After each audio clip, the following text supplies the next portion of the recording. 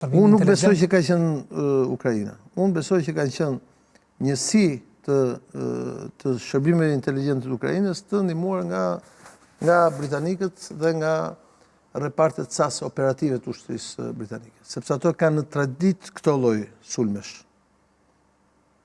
Ukraina ka pasur vetëm një avantazh në raport me britanikët ose holandezët ose të tjerë. Duke qenë që flasin në të njëjtën gjuhë, njerëzit që kanë depërtuar brenda thellë brenda territorit nuk janë hetuar, ose kanë kaluar këtë poshtë nga Kazakistani, nga Uzbekistani, apo atje lart në kufi që shkon gati në kufi me Koren. Edhe pjesa këtu që është pastaj pjesa europiane, në cilët duket qartë që ata kanë pas edhe një sistem informativ ku ndodhen avionët, edhe mënyrën se si ata kanë depërtuar, sepse ata dronët kamikaz, cilët ata i kanë furnizuar me eksploziv, ata nuk janë për fluturime të larta, janë për fluturime afër. Pra duket qartë që ka padur njësi zbulimi të përbëra, cilët por deri në 5-6 njerëz, cilët kanë lëvizur brenda afër këtyre bazave ajrore dhe kanë shkuar, kanë goditur këto avionët. Këtu tani është ku ka dështuar sistemi i mbrojtjes. Ai çka doja ty pyetja po. Sistemi i mbrojtjes ruse, unë mendoj që sistemi i mbrojtjes ruse ka treguar dobësinë vetëm në një pikë. Pra është i jashtëzakonshëm për shkak të satelitëve, për shkak të teknologjisë e tjera që të bëjnë mbrojtje nga lart. Por në variantin e urithit nga poshtë, si duket caqet nga afër, në variantin e urithit nga poshtë, pra ata që të futen nga poshtë, ata urithin në tokë nuk e gjen dot dhe i ka parashërën kësaj gjë. Rusia njihet për sistemet mbrojtëse raketore të shkëlqyeshme. Ka dështuar më. Dhe dështimi nuk është i vogël.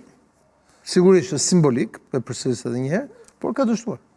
Përtej asaj çka njohim S-400 apo 300 apo 500, ka sisteme raketore të cilat janë me një domen pak më të shkurtë, të cilat mund të godasin. Ka sisteme raketore. Problemi është që në rastin konkret ata kanë dështuar rusët në menaxhimin e fazës së emergjencës, kur kanë parë që ki parasysh është një sulm simultan. I njerëshëm, I përnjershëm në gjithë territorin. Se ata kur kanë parë që kanë ndodhur kjo gjë, normalisht në raste të caktuara, forca ajrore ruse, po të ishin të amerikanët, pra forca ajrore të shtetit, çon avionët në ajër në mënyrë që të mos goditen në tokë. Kështu që këtu është një dështim total i forcës ajrore ruse. Dhe i shërbimit inteligjent forcës ajrore, po dhe të shërbimit inteligjent ushtarak. GRU-s. Çka ndikon kjo në epilogun e luftës? Mund të ndikojë diçka? Mund ta bëjë Rusin tani më agresive?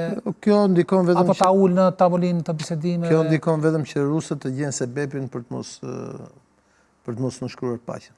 Si duket dikush është interesuar që të mos ndodhë kjo.